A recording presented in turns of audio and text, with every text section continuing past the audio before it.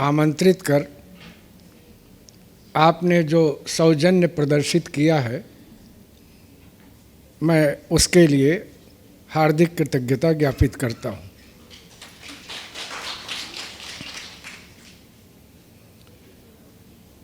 इस मंच पर उपस्थित अभी जो आपसे संबोधित थे, डॉक्टर जस्टिन के कुरियाकोशी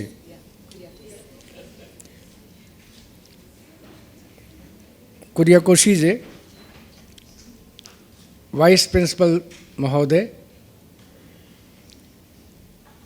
इस विभाग की अध्यक्षा,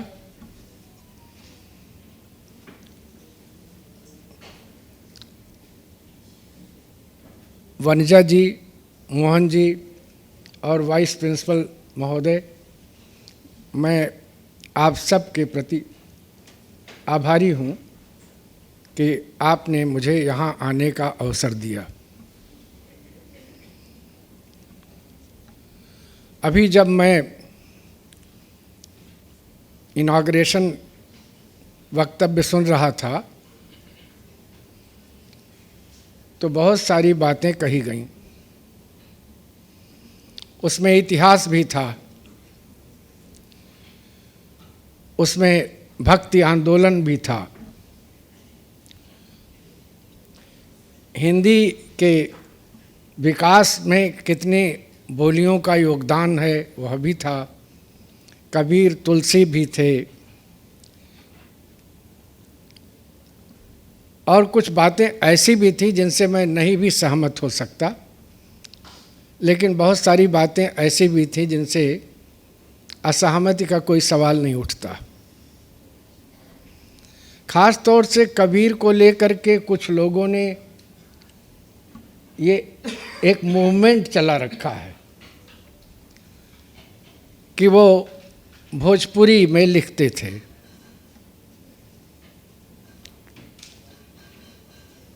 हमारे मित्र डॉक्टर मैनेजर पांडे ने ये शुरुआत की, लेकिन हिंदी के काफ़ी बड़े लेखक हैं जयशंकर प्रसाद, वो बनारस के ही रहने वाले थे और उन्होंने लिखा है कि कबीर अवधी के पोएट थे। प्रसाद जी ने लिखा है अपनी किताब में काव्य और कला तथा अन्य निबंध। खुद कबीर कह रहे हैं कि भाषा हमारी Purvi, there is a vast difference between Purvi and Bhojpuri. आपने अभी कहा कि ईस्टर्न यूपी, वो जो ईस्टर्न यूपी है वो पूर्वी है, और उसके बाद जो वेस्टर्न बिहार है, बलिया, आरा, छपरा, ये भोजपुरी है। तो एक बात तो मुझे ये कहनी थी कि कबीर जब खुद ये बात कह रहे हैं तो जो लोग कबीर से बाहर जाके वो बातें कह रहे हैं उस पर जरूर विचार करना चाहिए। आपने भक्ति आंदोलन की भी चर्चा की, और निस्संदेह भक्ति आंदोलन इस देश का एक बहुत बड़ा राष्ट्रव्यापी आंदोलन है। आश्चर्य यह है कि हिंदी में जब वो गया, अगर हम उसकी शुरुआत कबीर से मान लें तो कुल मिला के वो सिकंदर लोदी का पीरियड है। कबीर और सिकंदर लोदी समकालीन है, और जायसी शेरशाह सूरी के समकालीन है, हुमायूं के और शेरशाह सूरी के समकालीन है। तो आपने इन चीज़ों को याद किया तो एक प्रकार से आपने साहित्य को, इतिहास को, इन चीज़ों को जोड़ा, और उससे एक बात की स्थापना हुई कि साहित्य जो है इतिहास से अलग नहीं हो सकता। और इतिहास को अगर मूर्त होना है, लोगों तक पहुंचना है, तो उसे साहित्य तक भी आना पड़ेगा। जैसे दर्शन है, फिलॉसफी है, वह भी जब आम लोगों तक आता है तो उसे साहित्य की मदद की जरूरत पड़ती है। इसलिए इतिहास भी जब लोगों तक पहुंचना चाहता है, क्योंकि हमारे दो काव्य ऐसे हैं जो एक प्रकार से डिपार्चर के काव्य हैं, रामायण और महाभारत। उनको यहाँ की परंपरा इतिहास मानती है, वह इतिहास के स्रोत के रूप में माने जाते हैं। तो आपने इस तरह से बहुत सारी महत्वपूर्ण बातें यहाँ रखी हैं, जिसके कारण हम हिंदी के लोग उपकृत हैं। हम इसके प्रति बहुत आभारी हैं। मुझे ये इशारा किया गया है कि मैं यहाँ अपना वक्तव्य बहुत छोटा दूं और शेष अगले वक्तव्य में दूं, तो इतनी बातें जरूर कहूँगा कि साहित्य का काम क्या है।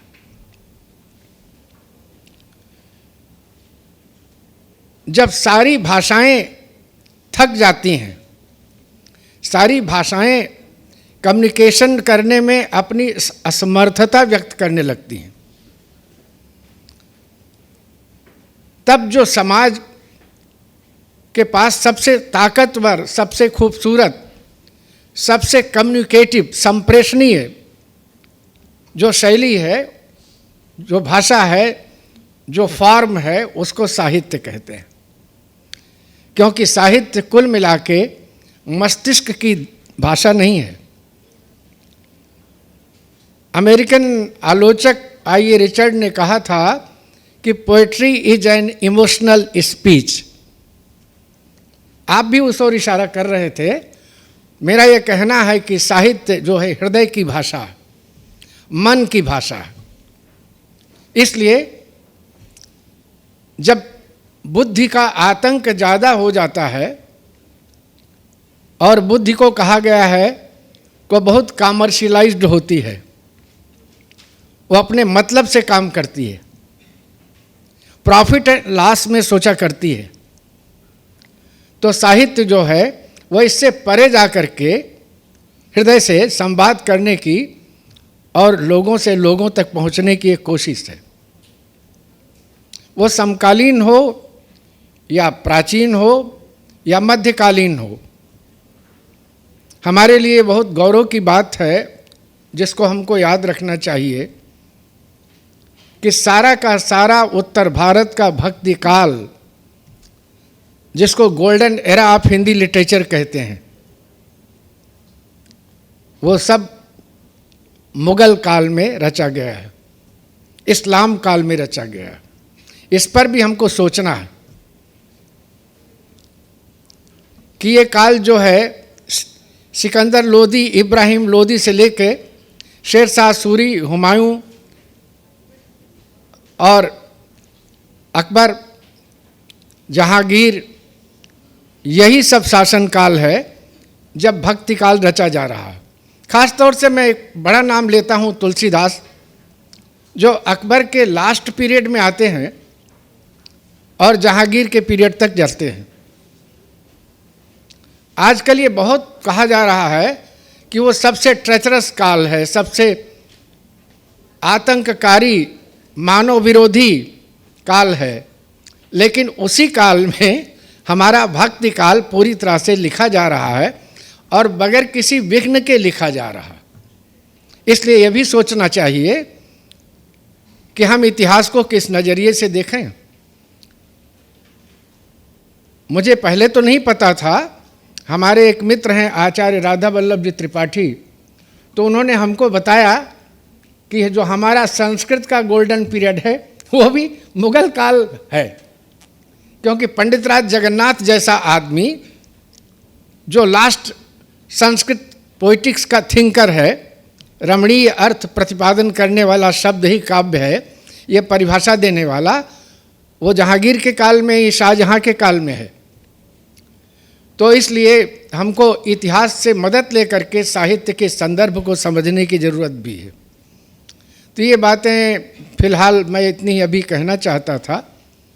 शेष बातें जो आगे संगोष्ठी होगी उसमें मैं कहूँगा, और मुझे आपने इस गौरवपूर्ण सभा में बोलने का अवसर दिया, इसके लिए मैं बहुत कृतज्ञ हूँ। धन्यवाद। आप सबके बीच में आकर मुझे अच्छा लगा, और इस बहाने मुझे केरल के कई स्थानों को देखने और लोगों से मिलने का अवसर भी मिला। आवाज़ ठीक है? थोड़ा और ऊपर करना होगा।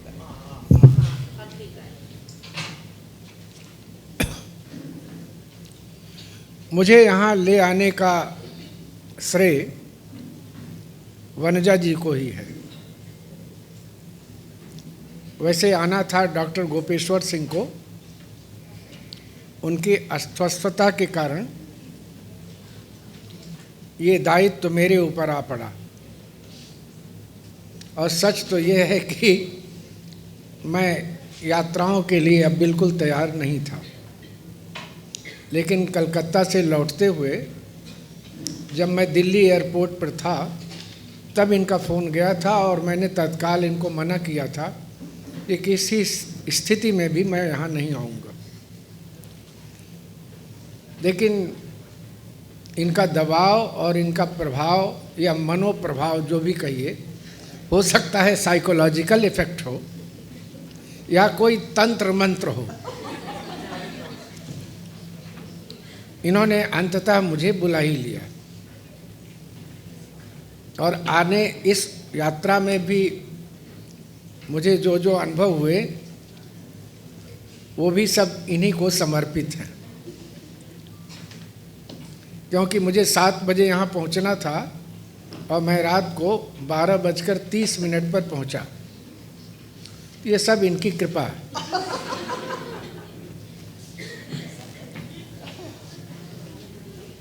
लेकिन इस बहाने आप लोगों से मिलने और केरल के एक नए स्थान को देखने, और जो सचमुच ही केरल में अभी जहाँ जहाँ मैं गया हूँ, 2 साल पहले मैं त्रिवेंद्रम भी था विश्वविद्यालय में, वहाँ मैंने काफ़ी देखा।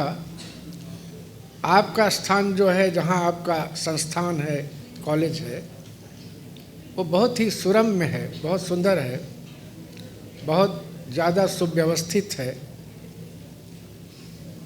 और यहाँ का प्राकृतिक वातावरण भी बड़ा सुंदर है।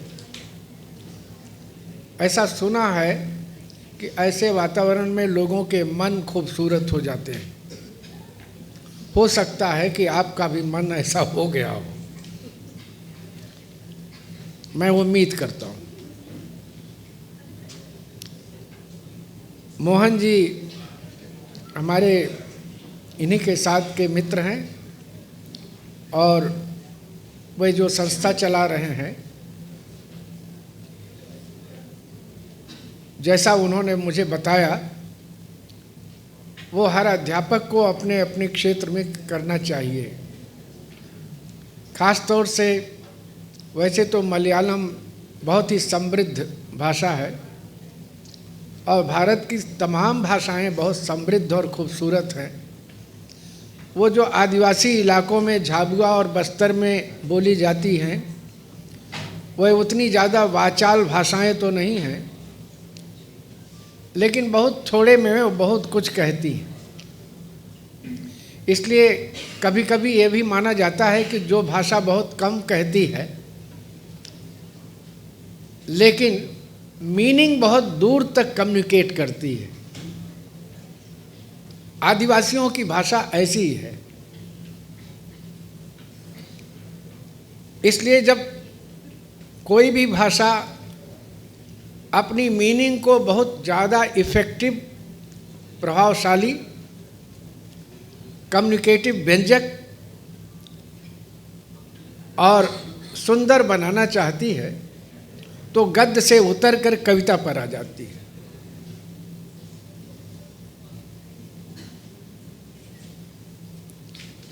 मुझे सुमन जी की एक पंक्ति याद आ रही है। वो पंक्ति में अक्सर कभी कभी कविता की खूबसूरती और उसकी ताकत के बारे में समझने के लिए मैं उस पंक्ति को याद किया करता हूँ। उन्होंने एक पंक्ति लिखी कि मैं नहीं आया तुम्हारे द्वार, पथ ही मुड़ गया था। मैं नहीं आया तुम्हारे द्वार, पथ ही मुड़ गया था। ये जो कहा जा रहा है वो इसलिए कहा जा रहा है कि मुझे तो ये पता नहीं था कि यहाँ आना है। मुझे सिर्फ इतना पता था कि मुझे कोच्चि पहुँचना है। कोच्चि पहुँच के मुझे लगा कि आप तक भी आना है। तो कुल मिलाकर के यह सब हुआ और मैं आप सब लोगों से मिलकर एक नए अनुभव से गुजरने लगा हूँ। आज जो विषय मुझे दिया गया है वो विषय बहुत इम्पोर्टेंट भी है, बहुत महत्वपूर्ण है, लेकिन काफ़ी दिनों से ये चलता रहा। ऐसा नहीं है कि नया विषय है। आज से 50 साल पहले भी हम लोग इस समकालीन शब्द से जूझते रहे। हो सकता है 200 साल बाद भी समकालीन शब्द से लोगों का आमना सामना हो, क्योंकि कुल मिलाकर क्या है कि अतीत तो गया, भविष्य अभी आया नहीं है। इसलिए इस वक्त जो हमने सांस ली, उस सांस से जो हमको शक्ति मिली, बस उतनी ही तो समकालीन है। जो सांस गुजर गई वो अतीत में चली गई, और जिस सांस को आना है वो अभी भविष्य में है। इसलिए इसका मतलब ये है कि जो हमारा वर्तमान है उसी में कहीं हमारी समकालीनता भी है। लेकिन ध्यान रखिएगा कि हम केवल बुद्धि के स्तर पर नहीं जीते, हम स्मृति के स्तर पर भी जीते। जयशंकर प्रसाद ने जो नाटक लिखा है चंद्रगुप्त, उसमें एक संवाद है कार्नेलिया का और चंद्रगुप्त का। उसमें प्रसाद जी ने एक बड़ी खूबसूरत पंक्ति लिखी है।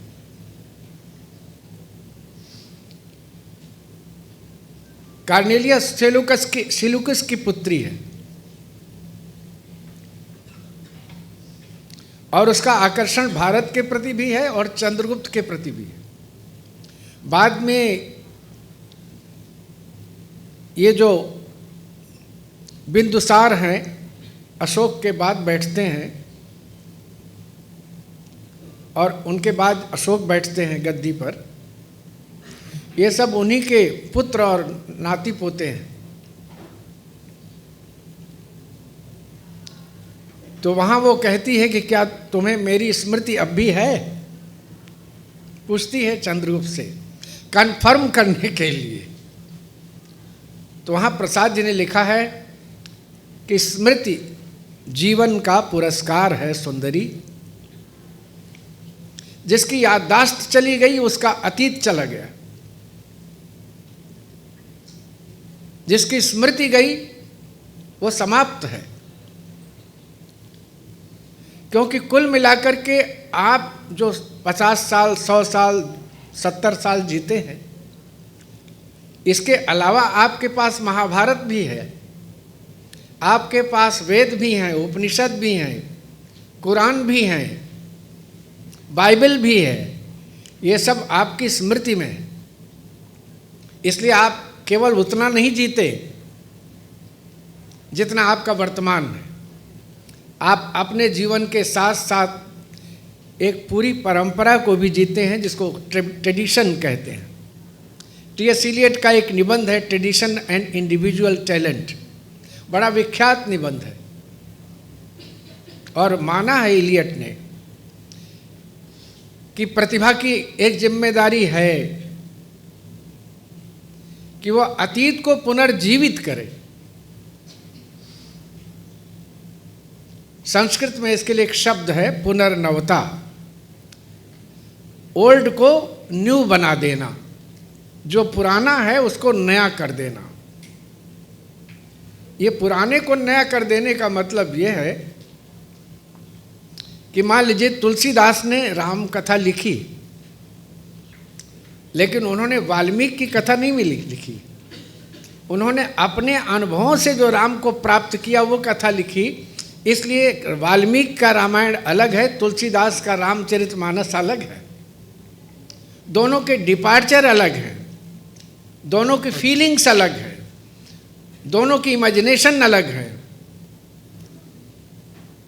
दोनों का कल्चरल फिनोमेना अलग है। ये भिन्नता है।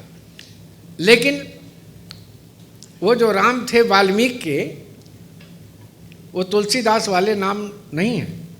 वाल्मीकि के राम तो मर्यादा पुरुषोत्तम है। तुलसीदास के नाम राम जो हैं वो विष्णु के अवतार हैं, भय प्रगट कृपाला दीन दयाला, जबकि वाल्मीकि के राम अलग हैं। इसलिए मैंने कहा हमारी समकालीनता में, हमारे वर्तमान में, हमारी स्थिति स्मृति के माध्यम से हमारा अतीत भी शामिल रहता है। इसलिए समकालीनता पर विचार करते हुए ये देखना पड़ेगा कि हमारे जीवन में वर्तमान कितना है। एक सवाल उठाता हूँ, जैसे कि एक मूल्य है जो सरकार के तमाम प्रतीक चिन्हों पर, रुपए पर भी रहता है, सत्यमेव जयते। ये हमारा वर्तमान भी है, लेकिन ये वाक्य कहाँ का है? ये मंडूक उपनिषद का है, मंडूक उपनिषद का, वहाँ से लिया गया है। और उपनिषद बुद्ध से 1100 या 800 साल पहले हैं, बुद्ध से। तो कितना हुआ? 2500 साल बुद्ध को हुआ, उनसे 800 साल मिनिमम मान लीजिए पहले, तो 1300 वो हुआ और 2000 ये, तो कुल मिला के 3000 से ज़्यादा पुराना शब्द है ये। लेकिन आपकी सरकार 1947 के बाद लिख रही है सत्यमेव जयते, सत्य की ही विजय होती है। तो ये तो आपने अपने परंपरा से ले लिया है। इसलिए परंपरा में जो जीवित तत्व हैं उनको लेकर अगली परंपरा अपने को समृद्ध करती है। इसलिए आपकी समकालीनता में कहीं आपके मूल्यों की जो चेतना है वो मौजूद रहती है। तीसरी बात जो है, जो हमारे व्यक्तित्व में रहती है, वो हमारे स्वप्न हैं, हमारी उम्मीदें, हमारी आशाएं और हमारी आकांक्षाएं। इसलिए हमारा वर्तमान, हमारी स्मृति और हमारे स्वप्न, इन तीनों को मिलाकर हमारा समय बनता है। और इसी के भीतर कहीं हमें अपनी समकालीनता तलाशनी पड़ती है।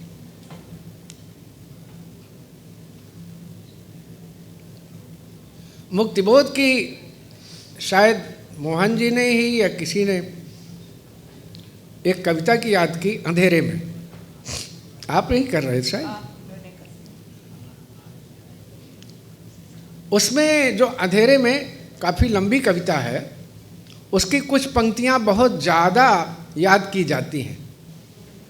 ओ मेरे आदर्शवादी मन,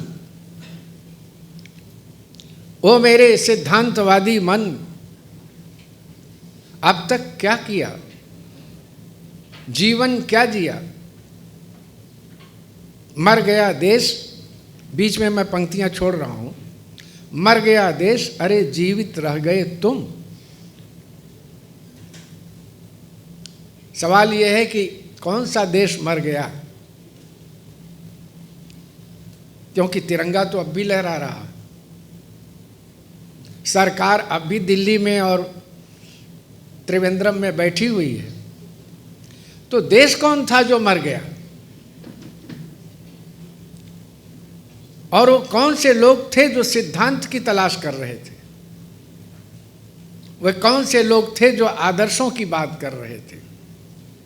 इन सिद्धांतों और आदर्शों की जो बात करने वाली चेतना है वो कहाँ से आ रही है? हमने तो कोई आदर्श बनाए नहीं। हमारी सरकार ने जरूर कहा कि जीवन का सबसे परम आदर्श है सत्य। आजकल कल भी मैंने वहाँ चर्चा की थी, आजकल एक शब्द बहुत ज़्यादा सरकार द्वारा प्रचारित किया जा रहा, सनातन।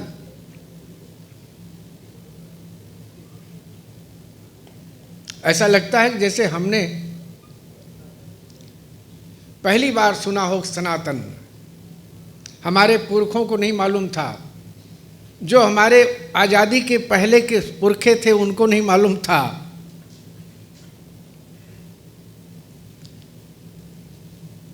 चूँकि ये बहुत ज़्यादा चर्चा में आ रहा है और इसके माध्यम से एक बड़ी गहरी पॉलिटिक्स की जा रही है,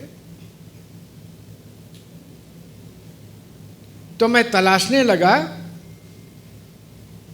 कि आखिर इसका प्रयोग किसने सबसे पहले किया। तो पहली जानकारी जो मिली, जो कि प्राथमिक जानकारी नहीं थी, कि बुद्ध ने किया है। बुद्ध ने इस शब्द का प्रयोग किया है। उनकी एक गाथा है। उस गाथा में ये बुद्ध कहते हैं कि वैर से वैर नष्ट नहीं हो सकता, शत्रुता से शत्रुता नष्ट नहीं हो सकती, प्रेम से प्रेम विकसित हो सकता है। इसलिए अगर आपके मन में किसी के प्रति शत्रुता है तो इसका मतलब है फिर आपके मन में हिंसा भी होगी, और जब शत्रुता और हिंसा होगी तो सनातन जो है वो घायल होगा। इसलिए इन दोनों से मुक्त पाकर के ही सनातन हुआ जा सकता है। और मैं कह रहा हूँ, माने बुद्ध कह रहे हैं कि सनातन धर्म की सनातनता यही है कि आप हिंसा छोड़कर प्रेम करना शुरू करें। एस धम्मो सनातना, इतना टुकड़ा मुझे याद है। एस धम्मो सनातना, मैं जो कह रहा हूं वही सनातन है और वही धर्म है। लेकिन बाद में मैंने देखा कि नहीं, वो तो बुद्ध से पहले भी कहा गया है। वो बुद्ध से पहले किसने कहा? तो पता लगा कि साहब वो कणाद ऋषि ने कहा, आचार्य कपिल ने कहा। उससे भी पहले गए तो पता लगा कि तो ऋग्वेद कह रहा है। ऋग्वेद में एक शब्द है, एक मुहावरा है, सत्यंच ऋतंच।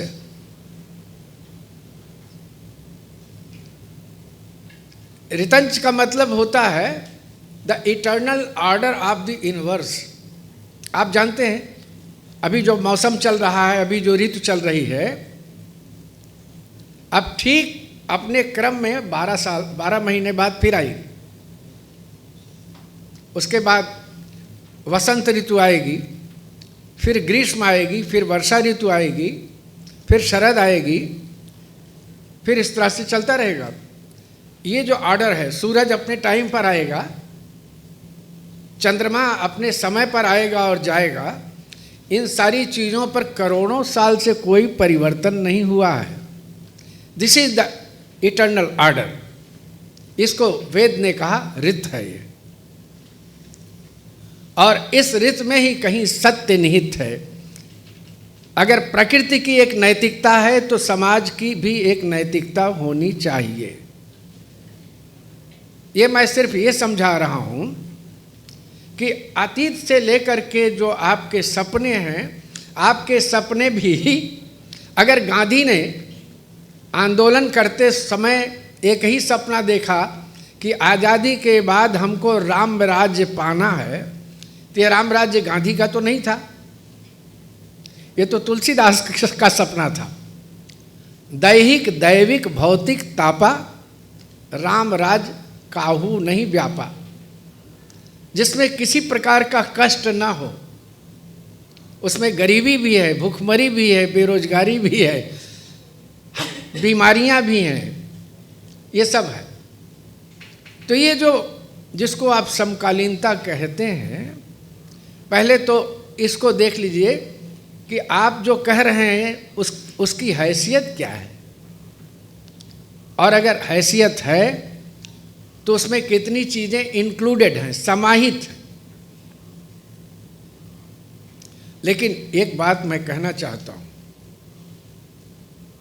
कि हमारे वर्तमान में जितना कुछ समाहित है, उस समाहित को लेकर के हमें अपनी समकालीनता पर विचार करना पड़ेगा।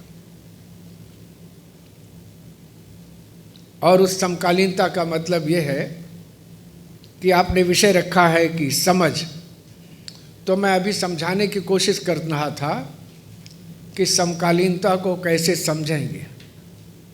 जैसे मैं किसी से पूछ सकता हूँ, मैं अपने आप से पूछ सकता हूँ, मैं कितना मॉडर्न हूँ,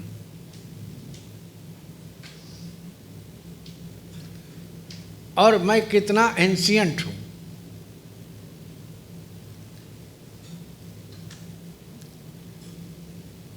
मुझ में मेरे पिता जिंदा हैं, मेरी माँ जिंदा है। कहा जाता है कि साहब वो 7 पीढ़ियों का असर पड़ता रहता है हमारे भीतर, हमारी चेतना पर। तो उनका भी तो योगदान है, उनकी भी उपस्थिति तो है। कह लिए कैसे देख रहा है, जैसे इसका दादा देखता था। सब चलता है ना। तो इसलिए मैंने कहा कि समकालीनता को इस रूप में समझा जाना चाहिए। समकालीनता कोई इकलौती तात्कालिक वस्तु नहीं है, लेकिन मनुष्य होने के नाते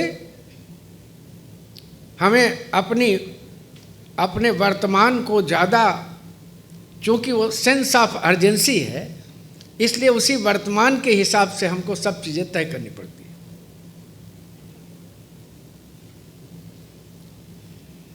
तो इस वर्तमानता में जो क्राइसिस ऑफ अर्जेंसी है वो क्या है कि क्या हम इसको हिंदू, मुसलमान, ईसाई के रूप में देखें या इंडियननेस के रूप में देखें? क्या कैसे देखें? इसलिए समकालीनता के बारे में ये देखना पड़ेगा कि हम इसको एक सीमित संकीर्ण दायरे में देखें या एक विस्तृत दायरे में देखें। अगर हम मुक्तिबोध को पढ़ते हैं, या मान लीजिए हम कबीर को पढ़ते हैं या तुलसीदास को ही पढ़ते हैं, नए कवियों को नहीं पढ़ते, नए लेखकों को नहीं पढ़ते, तो फिर हम समझें कैसे समकालीनता कैसा। तो मैं आपसे कहना चाहता हूं कि जो हमारे वर्तमान के सवाल हैं, उन सवालों के संदर्भ में अभी जो हमारे आपकी संस्था के प्रबंधक महोदय थे, उन्होंने कहा था कि उन्होंने एक बात कही थी, यथार्थ, रियलिटी की बात की थी। हमारे समय की रियलिटी क्या है? लेकिन रियलिटी भी 2 प्रकार की है, 2 स्तरों की है। एक रियलिटी तो वो है जो हम पाना चाहते हैं या होना चाहते हैं, वो भी रियलिटी है। लेकिन जो हमें जीना पड़ रहा है वो भी रियलिटी है। जो जीना चाह रहे हैं उस रियलिटी को हम स्वप्न कहते हैं, और जिसे हम जी रहे हैं वो यथार्थ है। तो कहीं यथार्थ और स्वप्न के बीच में हमारा जीना है।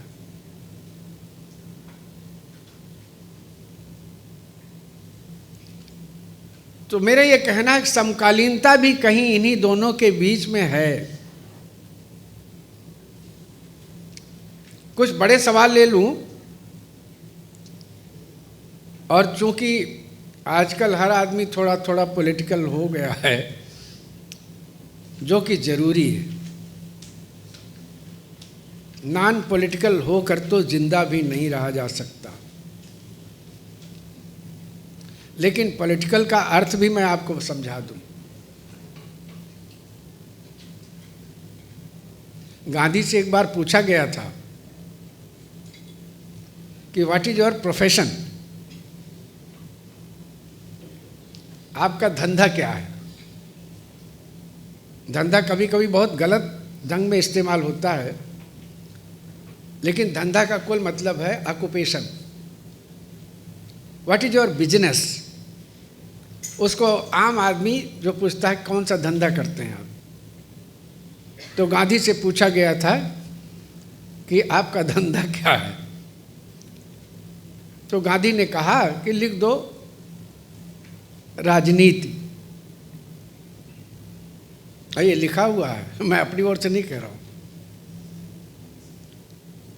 वो आदमी पूछने वाला जो था वो चौंक गया कि इतना बड़ा महात्मा, इतना बड़ा राष्ट्रपिता कह रहा ये राजनीति करता।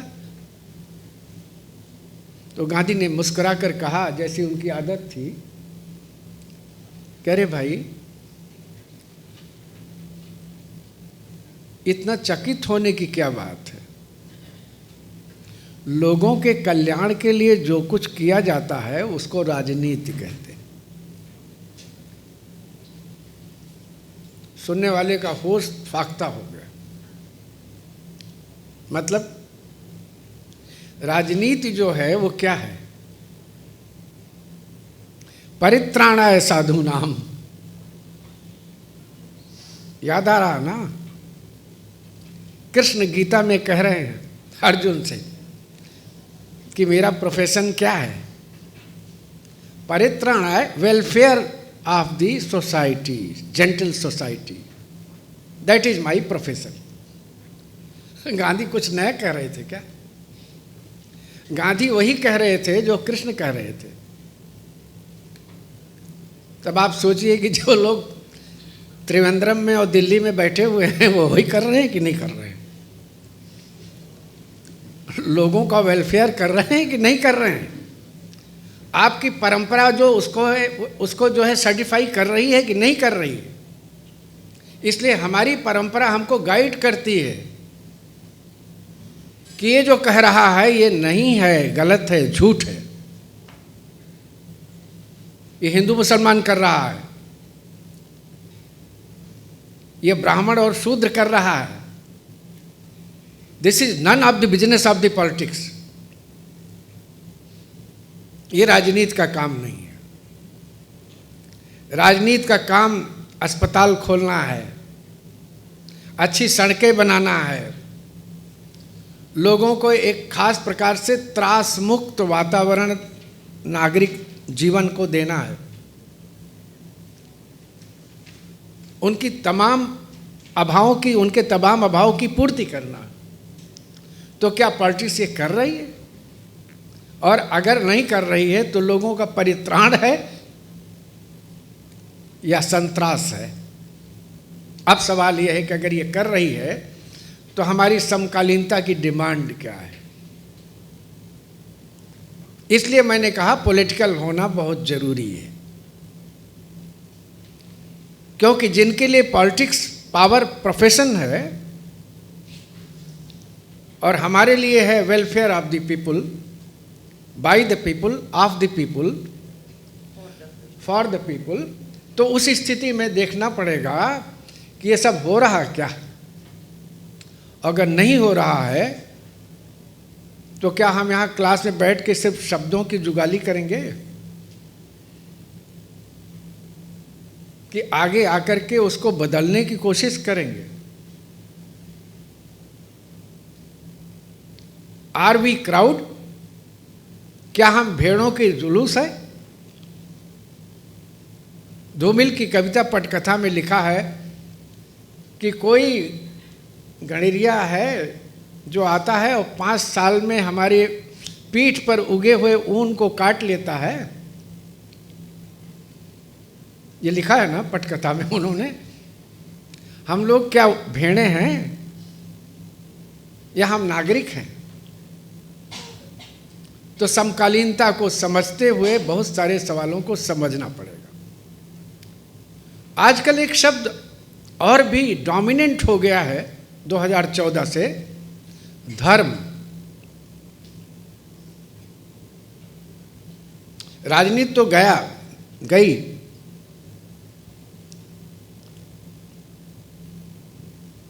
रिलीजन क्या है? भारत में धर्म का मतलब क्या है? मैंने तमाम शास्त्रों को खंगाल डाला, तमाम जगहों को खरम डाला। दुनिया में दो ऐसे धर्म हैं जो बगैर ईश्वर के नहीं हैं। ये भारत गजब का देश है जो ऐसे दो धर्म यहाँ पैदा किए जहाँ ईश्वर ही नहीं। आप लोग जब शुरू कर रहे थे, प्रार्थना कर रहे थे शुरू में, तो वहाँ प्रभु हैं, लेकिन शायद आपको पता ना हो, बुद्ध धर्म में प्रभु नहीं है, जैन धर्म में प्रभु नहीं है। ये प्रभु के बगैर धर्म है। तो इसका मतलब धर्म क्या है? मंदिर है, गिरजाघर है, मस्जिद है, पूजा घर है, क्या है? बुद्ध के यहाँ तो नहीं है। और अंबेडकर जो संविधान के निर्माता है वो हिंदू धर्म जिसमें ईश्वर है उसको छोड़ के बुद्ध की शरण में चले गए। बुद्धम शरणम गच्छामि। आपने कभी सोचा नहीं कैसा आदमी है? एक तरफ संविधान बना रहा है और दूसरी तरफ हिंदू धर्म छोड़कर वो अंबेडकर बुद्ध के पास चला गया। आप लोग ये सब सोचते नहीं क्या? अगर नहीं सोचते तो समकालीनता पर भी सोचना बंद कीजिए। It is none of your business. किसी न किसी तरह डिग्री लीजिए, अपना पेट पालिए, गाड़ी खरीदिए, मकान बनाइए, ये काफ़ी है। इन सवालों पर सोचने की क्या ज़रूरत है? और अगर सोचने की ज़रूरत है तो फिर अपने को चेंज कीजिए। तो मैंने कहा कि रिलीजन का मतलब क्या है? वहाँ भी हमारी परंपरा कहती है मनुर्भव। गालिब का एक शेर है, बड़ा प्रसिद्ध शेर है, बड़ा कहा जाता है। बस की दुश्वार ये, हाँ, बस की दुश्वार है हर काम का आसान होना।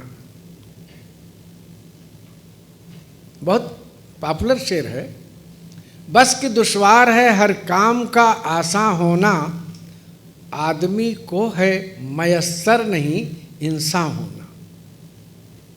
अब मैं बहुत दिनों तक तो मेरा क्रिटिकल माइंड यही सोचता रहा कि कितना बड़ा शायर हो कि कितनी बड़ी गलती कर रहा है कि एक मिसरे में नीचे वाला शेर की दोनों पंक्तियों को मिसरा कहते हैं। दो पंक्तियों से शेर बनता है। वो कह रहा आदमी और इंसान। मुझे बहुत बाद में समझ में आया, करे आदमी तो बायोलॉजिकल होता है। यहाँ जितने लोग बैठे हैं वो सब आदमी दिख रहे हैं, लेकिन इंसान कितने हैं ये देखना मुश्किल है।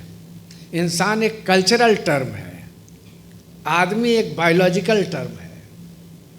कह ले कितने लोग बैठे हैं? कह ले 100 लोग बैठे हैं, इसमें से इंसान कितने हैं? ठीक है ना? तो इसलिए गालिब कह रहा है कि जिस दिन तुम आदमी से इंसान बन जाओगे उस दिन तुम धार्मिक हो पाओगे। इसलिए धार्मिकता का कोई मस्जिद नहीं है, कोई मंदिर नहीं है। धार्मिकता का मतलब है आप कितने इंसान हैं। निदा फाजली का नाम आप लोगों ने सुना है? तो उनका एक शेर है, और बहुत खूबसूरत शेर है। हिंदू भी मजे में है, मुसलमान भी मजे में। हिंदू भी मजे में है, मुसलमान भी मजे में, इंसान परेशान यहाँ भी है वहाँ भी। जरा शेर को समझिए। हिंदू भी मजे में है, मुसलमान भी मजे में, इंसान परेशान यहाँ भी है, वहाँ भी। वहाँ माने पाकिस्तान, यहाँ माने हिंदुस्तान। इसी पे बंटवारा हुआ ना कि मुसलमान अपना ले लें और हिंदू इधर ले लें। लेकिन जब ले चुके तुम, तो तुम दोनों परेशान क्यों हो? और दोनों यहाँ भी परेशान है। ये बजरंग दल क्या है? आप ये कपड़ा पहन के क्यों आई हैं? आप ये खाना क्यों खा रहे हैं? हमारे बाप ने नहीं पूछा, हमारे दादा ने नहीं पूछा, और तुम हमारे बाप के बाप बन के आ रहे हो कि हम क्या कपड़ा पहने, कैसा खाएं, वैलेंटाइन डे पे हम क्या करें क्या न करें। Who are you to decide? अभी तो गनीमत है कि केरल में शायद वे लोग नहीं पहुंचे हैं, लेकिन प्रतीक्षा कीजिए, अगर आपके कर्म बदले तो आ जाएंगे। फिर वो तय करेंगे कि हाउ यू शुड सेलिब्रेट। तो मेरा ये कहना है कि इसलिए धर्म की परिभाषा है आचारो इति धर्म। आचरण से ही धर्म है। कबीरदास का दोहा है कि आपके हाथ में माला तो फिर रही है, लेकिन आपको इसकी खबर नहीं कि आपका मन कहाँ कहाँ फिर रहा है। तो आचार का मतलब क्या है? हमारे यहाँ वेदों में लिखा गया है कि हमारे जो ऋषि थे, हमारे जो पुरखे थे, वे जो कहते थे उसे करके देख लेते थे, तब कहते थे कि हाँ ये मेरा है। लेकिन कबीरदास ने लिखा ना, कथनी मीठी खांसी करनी बिस्की लोए, और कथनी तज करनी करे विष से अमृत होए। धर्म जो है आचरण की मांग करता है, आचार की मांग करता है, बाकी कुछ नहीं है। धर्म जो है उसका मतलब है इंसानियत। तो मैंने आपसे कहा, ये गालिब को भी कोट कर दिया, निदा फाजली को भी कोट कर दिया, गांधी को भी कह दिया। तो मेरा ये मतलब है कि आपकी समकालीनता में अपने आप से भी पूछना है और समय से भी पूछना है। इसलिए मेरा ये कहना है कि समकालीनता का जो की समझ है वो मैंने कोशिश की कि आपको समझाएं कि जो आपके सामने आपके समय के जो सवाल हैं, जिसकी ओर ये भी इशारा कर रहे थे, टू बी इन टाइम, आपके सवाल क्या हैं?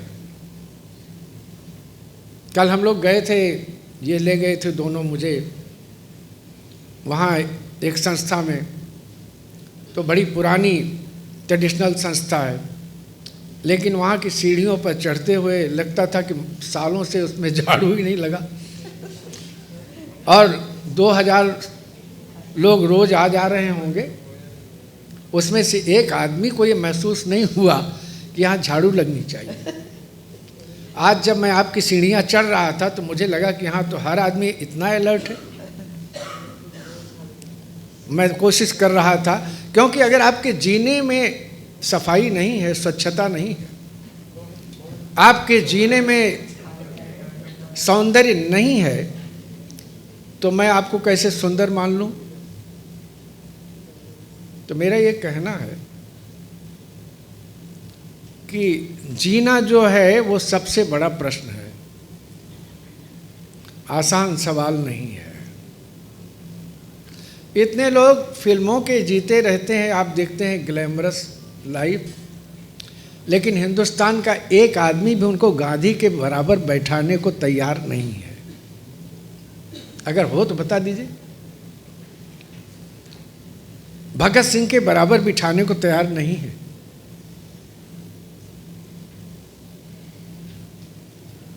जीने का मतलब क्या है? अपने समय में अपने समय की चुनौतियों से जूझने की कला और शक्ति जिसमें है, जीना बस उतना ही है। बाकी तो भैंस भी जी रही है, घोड़ा भी जी रहा है, गाय भी जी रही है, और हमसे आपसे बेहतर काम कर रही है। हमारे आपके काम में तो खोट भी हो सकती है, लेकिन भैंस और गाय के काम में तो कोई खोट नहीं बेचारी के। ठीक है ना? तो मैं ये कैसे कहूं कि हम भैंस और गाय से भी बदतर हैं? तो इसलिए मैं कह रहा हूं हाउ टू लिव। एक खूबसूरत, बेहतर और कल्याणप्रद जीवन की तरफ बढ़ना और बढ़ाना, वो इंसानियत की तरफ जाना है। और हमारी समकालीनता की ये पहली मांग है हमसे, प्रत्येक व्यक्ति से, एवरी इंडिविजुअल से। अगर हम किसी जगह का इस्तेमाल कर रहे हैं, किसी समय का इस्तेमाल कर रहे हैं, किसी संस्था का इस्तेमाल कर रहे हैं, या किसी देश में नागरिकता का इस्तेमाल कर रहे हैं, खामोशी नहीं। हमको अगर हम बोले तो हमको लोग घेरेंगे, परेशान करेंगे, इसलिए हम सच नहीं बोलेंगे।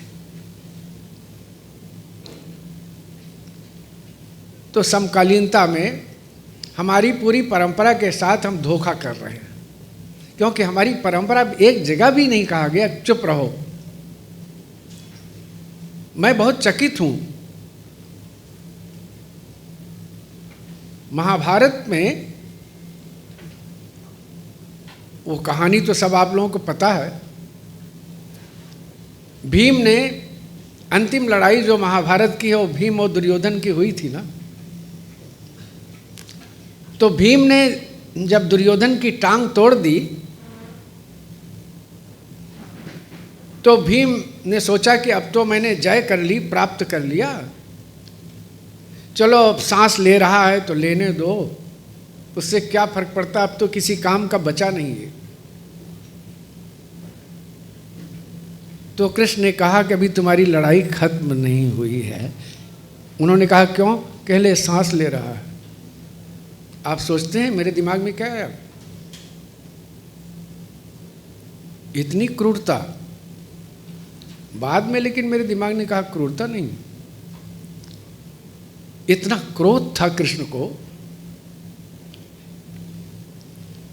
कि इसको जीने का भी हक नहीं है। क्यों? इसलिए जीने का हक नहीं है कि ये किसी तरह से न्याय पर आने को कभी तैयार ही नहीं हुआ। आप सोच रहे हैं आपकी परंपरा क्या बता रही? अन्यायी के साथ कैसा व्यवहार करना चाहिए। और आप चुप्पी इसलिए साधते हैं कि आप बचे रहें, लेकिन क्या आप श्योर कर सकते हैं कि आपके दादा भी बचे रहेंगे सड़क पर आपकी चुप्पी से? आपकी बहन छोटी जो है स्कूल जा रही वो बची रहेगी? Then what is your responsibility? खामोशी, चुप्पी, अपने को बचाना, और जो मर रहा उसको मरने दो। सेंस ऑफ अर्जेंसी और सेंस ऑफ कंटेम्प्रोरीनेस, समकालीनता की जरूरत है कि अपने समय के हर सवाल को अपना सवाल समझना, अपने समय के हर चुनौती को अपनी चुनौती समझना। कि नहीं, ये तो हमारा काम नहीं है। तो आपका काम क्या है? आपका काम शब्द को पोस्ट करना है क्लास में, और हमारा काम है हम उस जो पोस्ट कर लिया है उसको ले जाके इम्तहान में रीपोस्ट करना। ये दोनों का सवाल है, काम है। तो आप सब लोग एक दूसरे के पोस्टमैन हैं क्या? Simply to post, nothing to create and nothing to change. तो समकालीनता को भी ऐसा मत बनाइए। समकालीनता को अपनी अस्मिता, आइडेंटिटी कार्ड बनाइए, और देखिए कि समकालीनता आपसे क्या डिमांड कर रही है।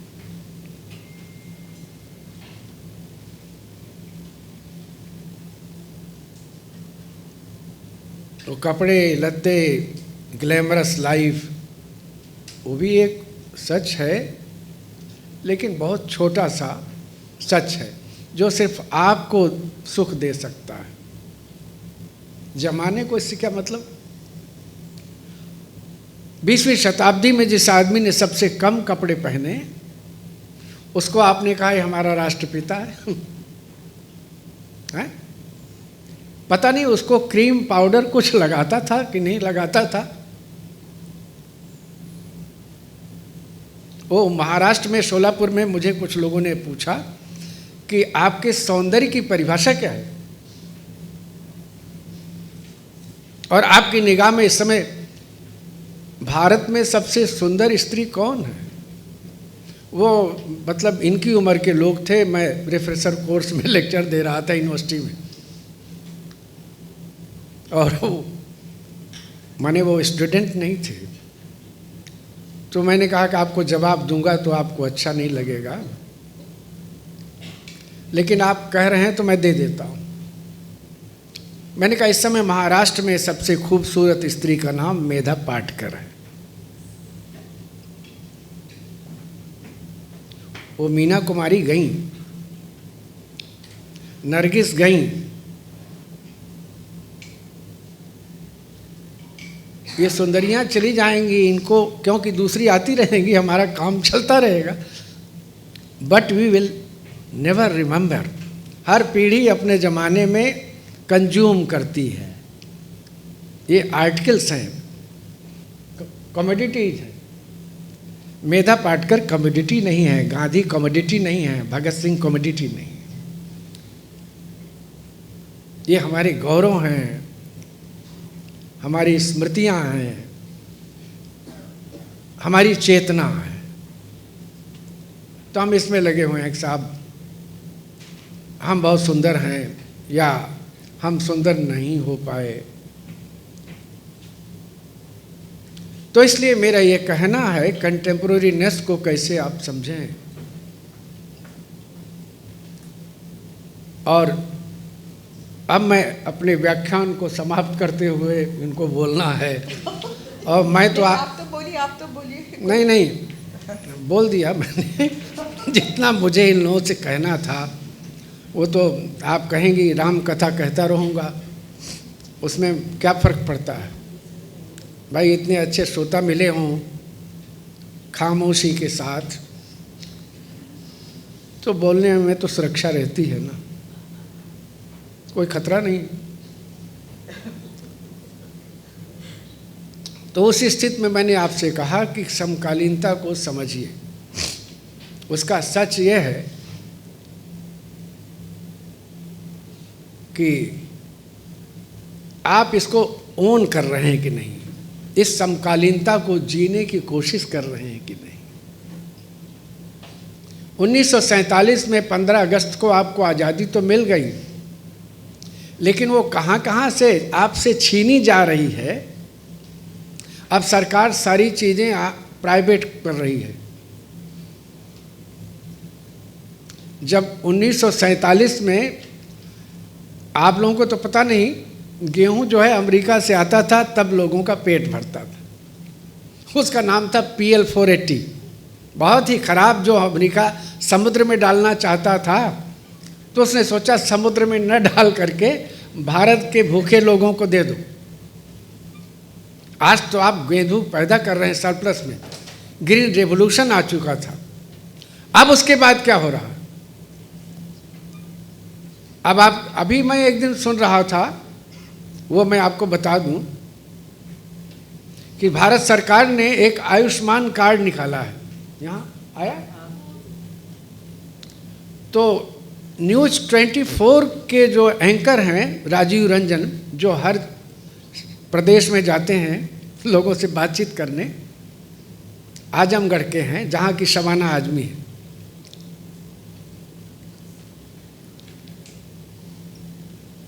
तो उन्होंने कहा कि मैंने एक अस्पताल में अपने को एक रिश्तेदार को एडमिट कराया, तो डॉक्टर ने वहाँ पूछा मुझसे कि आयुष्मान कार्ड है कि आप अपनी जेब से पैसा देंगे।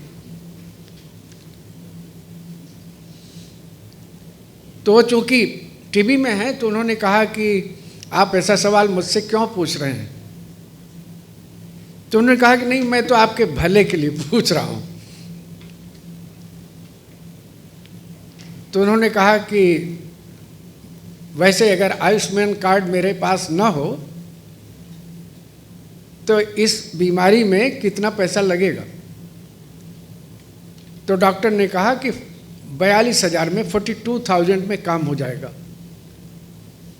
तो उन्होंने कहा अगर आयुष्मान कार्ड होगा तो उन्होंने कहा 70,000 लगेगा। ये उन्होंने टीवी पर कहा, ऐसा नहीं कि मैं अपने घर से कह रहा हूँ, और ये उन्होंने ओन किया कहा। तो उन्होंने जो कहा है वो, तो उन्होंने जो कहा कि ये 30,000, ये 28-30,000 रुपया कहाँ जाता है, ये अस्पताल के मैनेजमेंट के पास जाता है कि सरकार के पास जाता है। आप समझ रहे हैं ना, आपके नाम से सरकार पैसा खर्च कर रही है। वैसे तो सारा पैसा आपका है। मोदी जी ने जो वायुयान खरीदा है 8-8 करोड़ के, वो भी आपके ही पैसे से है, मालूम है ना। जो पैसा आप टैक्स में देते हैं डायरेक्ट और इनडायरेक्ट, उसी से सारे नेता लोग जो भिखारी और गरीब दरिद्र प्रजाति के हैं वह ऐश करते हैं। 1947 के पहले अंग्रेजों ने नहीं लूटा था उस देश को उतना हर साल हर इलेक्शन के बाद ये लोग लूटते हैं। अब पता नहीं आपका कंटेम्प्रोरी सवाल है कि नहीं। जो देश आपको मिला था यूनिटी का, क्योंकि 1857 में बहादुर शाह जफर और उनके बेटों की गर्दनें भी गई थी। बहादुर शाह जफर की जिंदगी बर्बाद कर दी अंग्रेजों ने। झांसी की रानी, तात्या टोपे, चंद्रशेखर आजाद, अशफाक उल्ला खां, अब ये लोग कह रहे हैं कि साहब हम भारत हैं, हम भारत हैं। अब सोचिए आप, भारत कौन है। दुष्यंत कुमार ने लिखा कि दुकानदार तो मेले में लुट गए यारों, तमाशबीन दुकानें लगा के बैठ गए। दुकानदार तो नेहरू थे, गांधी थे, पटेल थे, अब ये तमाशबीन है। दुकानदार तो मेले में लुट गए यारों, तमाशबीन दुकानें लगा के बैठ गए। लहू लुहान नजारों का जिक्र आया जब, शरीफ लोग उठे दूर जाके बैठ गए। ये तो स्थिति। समकालीनता को समझने के लिए अपने समय को, अपने इतिहास को, अपनी ट्रेडिशन को और अपने स्वप्न को समझने की ज़रूरत है। अगर ऐसा आप कर लेंगे तो आप समकालीनता को भी समझ लेंगे। और अगर ये केवल एकेडमिक सवाल है तो सबसे आसान है, तो आपका काम हो जाएगा। शब्द रट लीजिए और शब्द को पेश कर दीजिए, बात खत्म। लेकिन इससे ध्यान रखिए, इससे स्थिति नहीं बदलेगी, जमाना नहीं बदलेगा। जमाना बदलने के लिए कीमत चुकानी पड़ती है, इसलिए समकालीनता कीमत मांगती है। ठीक है ना। फिर अंतिम बात जो कह रहा हूं वो भी दुष्यंत कुमार का एक मिसरा है कि मेरी जुबान से निकली तो सिर्फ नज्म बनी, मेरे जुबान से निकली तो सिर्फ नज्म बनी, और तुम्हारे हाथ में आई तो एक मसाल हुई। ध्यान रखिएगा कि जब तक कोई समाज अपने सवालों को अपनी जिंदगी का हिस्सा, आचार नहीं बनाता, तब तक वह सवाल कभी हल नहीं होते। समकालीनता को भी सिर्फ सवाल अगर बना के आप जीते हैं तो समकालीनता का सवाल बना रहेगा। उस समकालीनता को दीर्घकालिकता में बदलिए, और इसके लिए परिवर्तन जरूरी है। और मैं समझता हूँ जो कुछ मैंने अभी तक आपसे कहा है उसका 5% 10% आप तक पहुंचा होगा। आपने मुझे बहुत ही ध्यानपूर्वक सुना है और मैं सचमुच इसके लिए उपकृत हूं कि आपने मुझे बोलने का मौका दिया। धन्यवाद।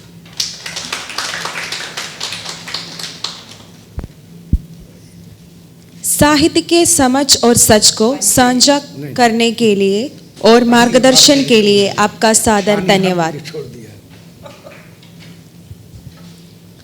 आगे अध्यक्ष टिप्पणी देने के लिए भारतीय साहित्य प्रतिष्ठान के सचिव एवं कोच्चि विज्ञान एवं प्रौद्योगिकी विश्वविद्यालय की पूर्व हिंदी विभाग अध्यक्षा डॉक्टर के वनजा जी हमारे साथ है। इनकी प्रकाशित पुस्तकें हैं माखनलाल चतुर्वेदी की रचनाओं में मानव मूल्य, हिंदी उपन्यास आज समीक्षा का साक्ष्य, चित्रा मुत्कल एक मूल्यांकन, साहित्य का पारिस्थितिक दर्शन, इको फेमिनिज्म, मलयालम भाषा साहित्य एवं संस्कृति, हरित भाषा वैज्ञानिक विमर्श आदि। हिंदी काव्य यात्रा, स्त्री लेखन, भारतीय कहानियां आदि संपादित पुस्तकें प्रकाशित है। आप अनेक सम्मानों से पुरस्कृत हो चुकी है, जिनमें 9वें विश्व हिंदी सम्मेलन में जोहान्सबर्ग में सम्मानित, आपके इको फेमिनिज्म के लिए कमला गोयंका पुरस्कार। आपसे अनुरोध है कि अध्यक्ष भाषण से हमें धन्य करें।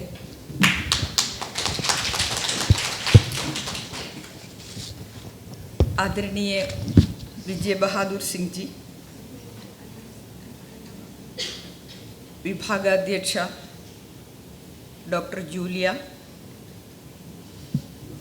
सभागार में उपस्थित मेरे मित्र मोहन जी, इस विभाग के अध्यापक बंधु, अन्य विश्वविद्यालयों से और कॉलेजों से आए हुए अध्यापकगण, शोधार्थीगण, छात्र छात्राओं, सबको मेरा प्रणाम। आज आप लोगों ने विजय बहादुर जी का भाषण सुना। कितना आपने इसे आत्मसात किया, समकालीनता की समझ क्या है, समझ और सच क्या है, ये इतनी विस्तार से घुलकर अनेक उदाहरणों के माध्यम से इतनी सुंदर ढंग से हमारे सामने पेश किया था। वो तो उनकी विद्वता की प्रमाण है, साथ ही साथ हम जैसे पाठकों के लिए इतनी तो उपयोगी बन गए हैं कि ये बोलना तो मुश्किल है। समकालीनता की जो गहराई है, उस गहराई को, उसकी सच को इतनी तो शालीन भाषा में, सरल भाषा में, सरल ढंग से उन्होंने विस्तार दिया। इसमें कितनी बिंदुओं का अनावरण उन्होंने किया था। ये आप लोगों ने कैसे समझ लिया था मुझे मालूम नहीं है, लेकिन मैं तो इस पर प्रकाश डालते हुए मेरे विचारों को भी इसके साथ मिलाकर मैं तो बोलना चाहूंगी। उन्होंने कहा समकालीनता, अंत में जो कंक्लूजन के रूप में, उपसंहार के रूप में उन्होंने ये हमारे सामने प्रस्तुत किया कि समकालीनता को समझने के लिए हमारी इतिहास, हमारी परंपरा, हमारी वर्तमान एवं हमारी आशाओं को या भविष्य संबंधी सपनों को तो मिलाकर देखना चाहिए। इसमें समकालीनता पूर्ण रूप से तो आ गई है। आप तो जानते हैं भारतीय कालबोध, भारतीय कालबोध चाक्रिक है। जो बीत चुका, जो अतीत है, उस अतीत को लेकर आगे की ओर वर्तमान और वर्तमान से तो भविष्य, ये चाक्रिक तो इस प्रकार तो चलता रहता है, घूमता रहता है, किसी को भी वो छोड़ता नहीं है। अतीत, वर्तमान और भविष्य को लेकर हमारा कालबोध चलता रहता है। तब वर्तमान को बनाने के लिए अतीत से जो ऊर्जा हमें तो, जितनी ऊर्जा हमें तो ग्रहण करना है, उसे हम ग्रहण करते हुए वर्तमान का निर्माण करता है। उस वर्तमान के निर्माण के लिए हमारी आशाएं, हमारे सपने क्या है, इसके अनुसार हम तो वर्तमान को निर्मित करना चाहते हैं। या भारतीय कालबोध सचमुच उसका जो दर्शन है, कालबोध का जो दार्शनिक स्वरूप है, यही है समकालीनता सचमुच। या अतीत, इतिहास, हमारी स्मृतियां, हमारी परंपराएं, इनको मिलाकर वर्तमान के निर्माण जब करते हैं तो तब हमें तो किस ओर भी देखना चाहिए, हमारी भविष्य की ओर भी देखना चाहिए। भविष्य के लिए कितना तो हमारे सपनों के साक्षात्कार के लिए ये कितना सहायक है। ये उन्होंने अंत में उन्होंने इसी निष्कर्ष के साथ तो समाप्त कर दिया अपने भाषण को।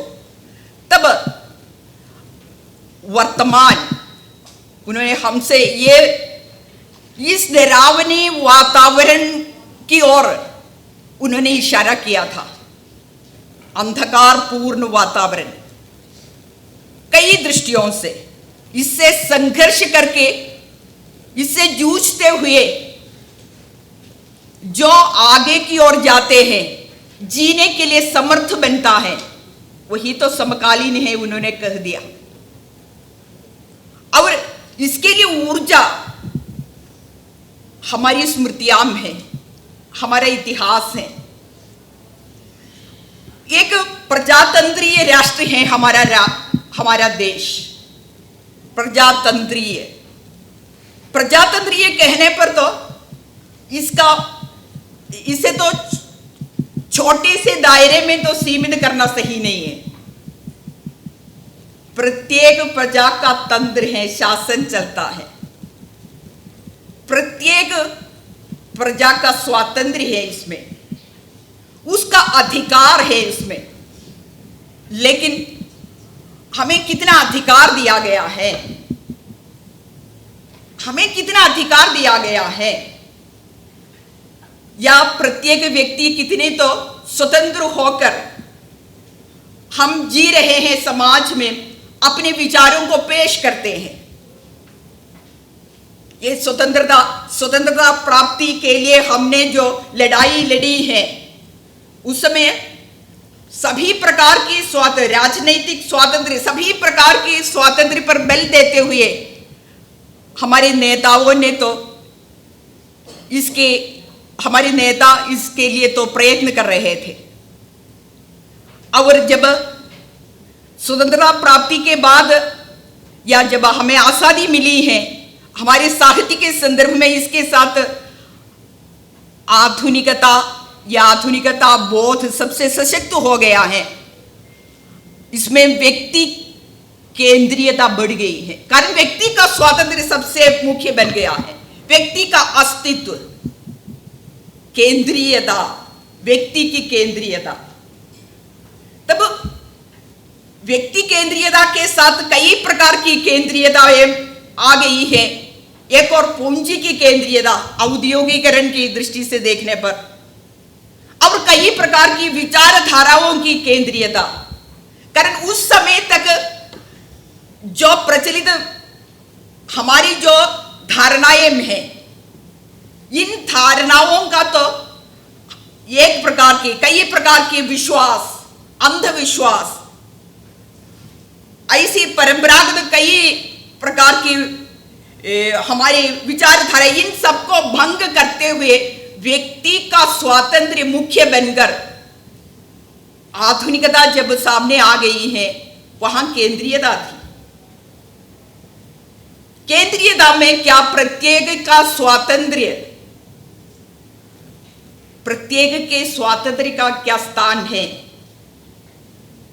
हाँ, मुक्तिबोध ने अपनी एक साहित्य की डायरी में ये कहा था कि मूर्ति भंजक का सिर टूटा गया, मूर्ति भंजक का सिर तो टूटा गया। ये तो आज के संदर्भ में तो सबसे विचारणीय एक विषय है। मूर्ति भंजक के रूप में तो आधुनिकता हमारे सामने आ गई है। अभी तक के हमारी जो विश्वास है, धारणाएं हैं, हमने जो जिस मूर्ति को बनाया है उसे तोड़ दिया है आधुनिकता ने, लेकिन उसका सिर तो आज तो तोड़ा गया। एक साहित्य की डायरी में उन्होंने ईश्वर संगे, ये समकालीन संदर्भ में उस आधुनिकता ने जो हमारे सामने, कारण हम आज क्या है, कितनी अंधविश्वास, निर्बुद्धिकता को पकड़कर हम आगे की ओर जा रहे हैं। कारण प्रजातंत्रीय शासन में, प्रजातंत्रीयता में सबसे मुख्य है तर्क, तर्क और दूसरी तो नैतिकता है। तर्क करना, आप लोग कितनी तर्क करते हैं? तर्क करने के लिए हमें तो स्वतंत्र होना चाहिए, स्वतंत्र होना चाहिए तर्क करने के लिए।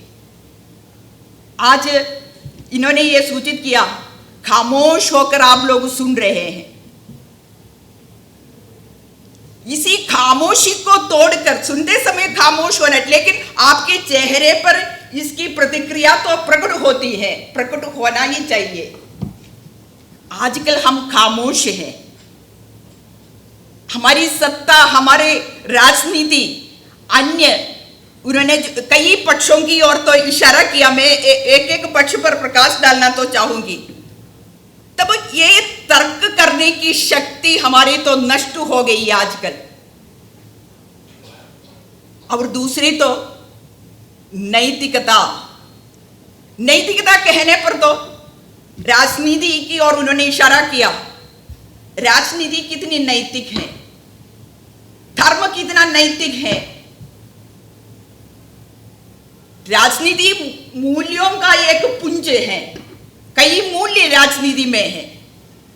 उन्होंने कहा, गांधी जी ने कहा, ये तो राजनीति तो प्रजा के मंगल के लिए है, इसलिए कई प्रकार की मूल्यों का पुंज है। जनता की सेवा, जनता की सेवा, प्रेम के साथ सेवा, जनता की भलाई के लिए सेवा। आजकल की राजनीति कितनी नैतिक है, कितनी नैतिक है आजकल की राजनीति।